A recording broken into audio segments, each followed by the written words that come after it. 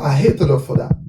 My brother was starting hating her for that. I never meant to aim at boxing.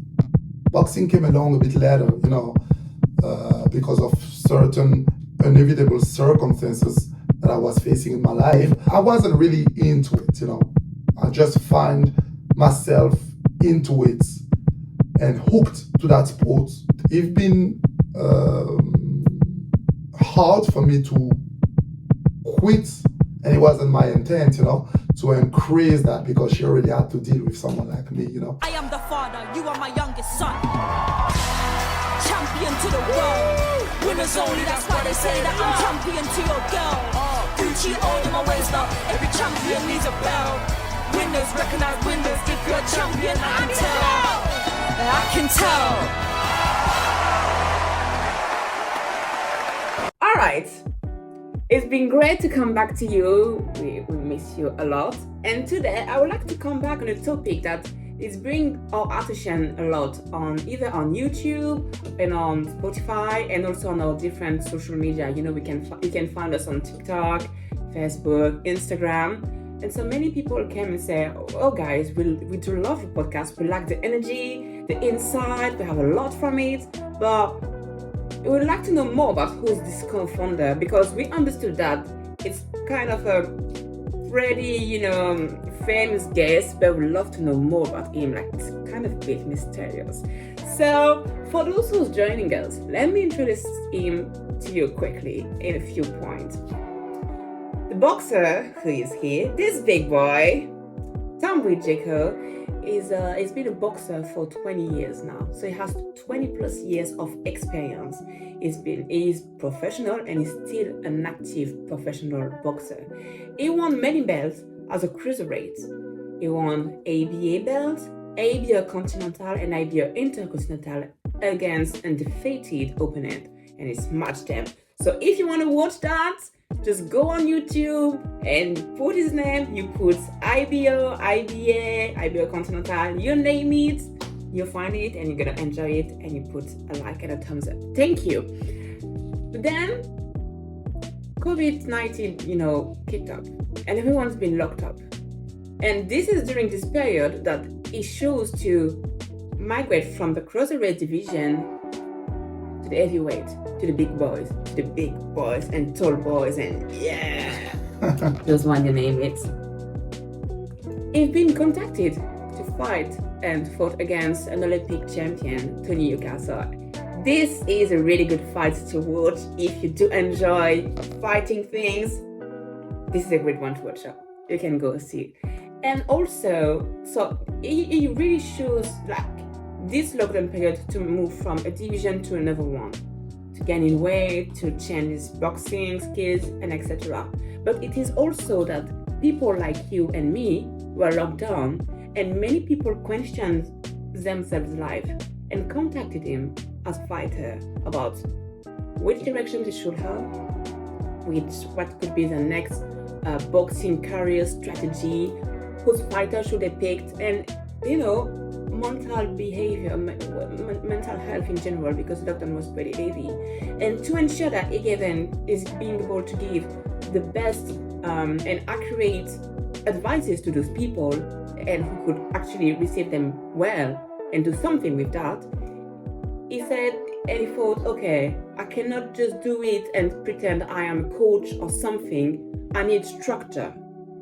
And he chose this period of lockdown to learn more and be a certified neuro-linguistic practitioner specialized in behavioral success behavioral for high performers only.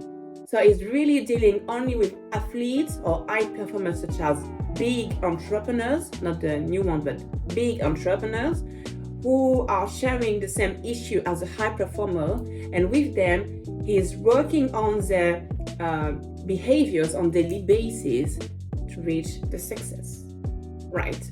And also, at the end of the lockdown, many people were saying, all gyms are closed, how can we keep going with boxing? How am I able to move forward during this period where I'm just sitting in my room? And starting to give advice to the courses online, and people said, could we do more? And then at the end, he started a training camp because during his 20 years of experiences, he's being able to move forward with his promotion boxing, as a manager, as a boxer in himself, and about all his experiments of training camp, even with Dunking or Hergovic in Miami when you spend like weeks and weeks to prepare him. So he decided, okay, I have all this knowledge also with my NLP practicing. Let's do something. And so he opened the Success Army training camp for all fighters, the serious one, who really want to move forward in their career and do something. And this is where we are now. So this is pretty much about it, I'll say. Hey, quick notice, guy. If you're new to this channel or you've been watching and listening to this podcast and you enjoy it and you find it insightful for your career and for your own knowledge, please join us, subscribe, turn on the ring bell to never miss an episode. And make sure to share it with your loved one for those it will also bring value. Sharing is caring. It was Mylis, your favorite host on the Champion Family Podcast. Now you've been introduced and you better take notes. I like to move forward and just ask more deep question about you, Joe.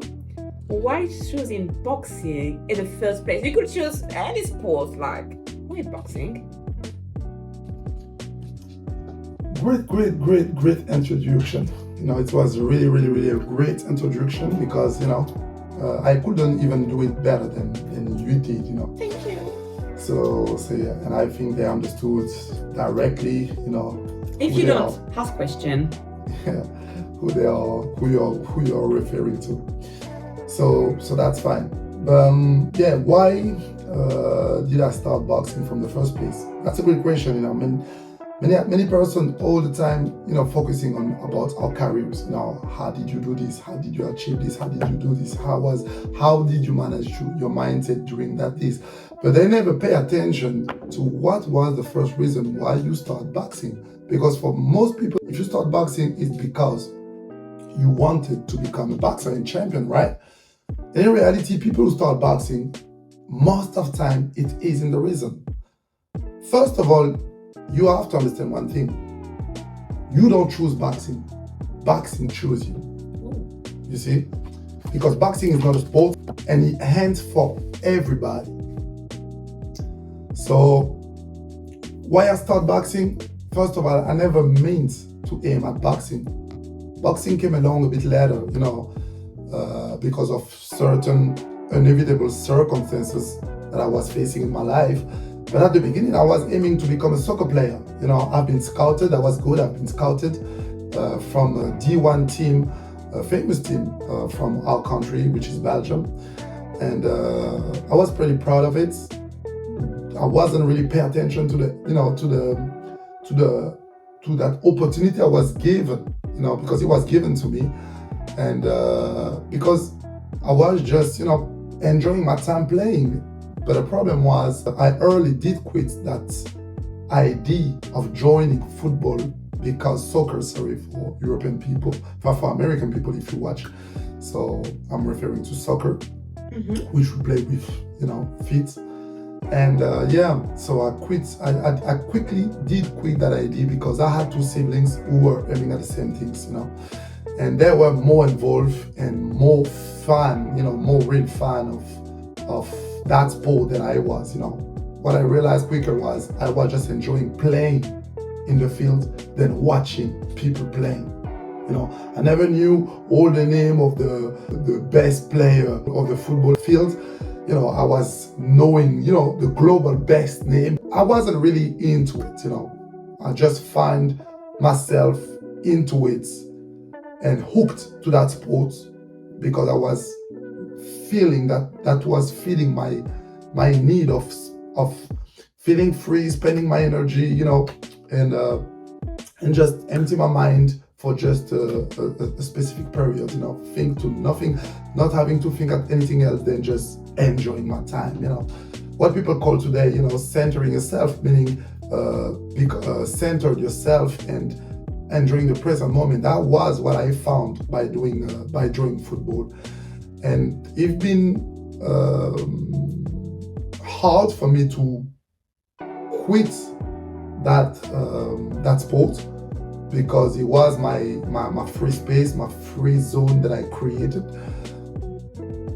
and but I sacrificed it for my two siblings, knowing that it was bringing problem in home, because I was coming from a poor family, which I've been raised from a poor background. Now you understand why I had to quit, because soccer, it's not like boxing. Soccer can be expensive. It's not even can be. Soccer is expensive. Often, not poor family can afford their child to join soccer fields, because it costs a lot. You have to pay 1 year before the years even be achieved, you see. And so that investment, sometimes it's equal to a month of income for someone who works from an average job, you see. And so she has three sons who wanted to play, football, which means she will have to earn, example, 2 times what she earned from his average job, where she was getting his average income, which was impossible. And I hated her for that. My brother was starting hating her for that. And I didn't want to let her suffering from that thing, because she would maybe think that she would eventually feel guilty of it, and it wasn't my intent, to increase that, because she already had to deal with someone like me, and yeah, so I quickly quit that field, and I just moved on. Thank you, champion family, and thank you so much to our sponsor, without whom this podcast right now will never be able to happen, and you will not enjoy it. So massive shout out and thank you to Only One Management, to BJ All For You, to Mile Beauty, and the General Big Joe himself. Thank you so much for your constant support to make it happen. We do appreciate you guys a lot. And if you would like to be featured into this fantastic podcast, or even sponsor us, please shoot your shot. Contact us in the bio, and we'll make sure to have a spot on board for you into this massive rocket. Alright? See you soon. Thank you, champion family.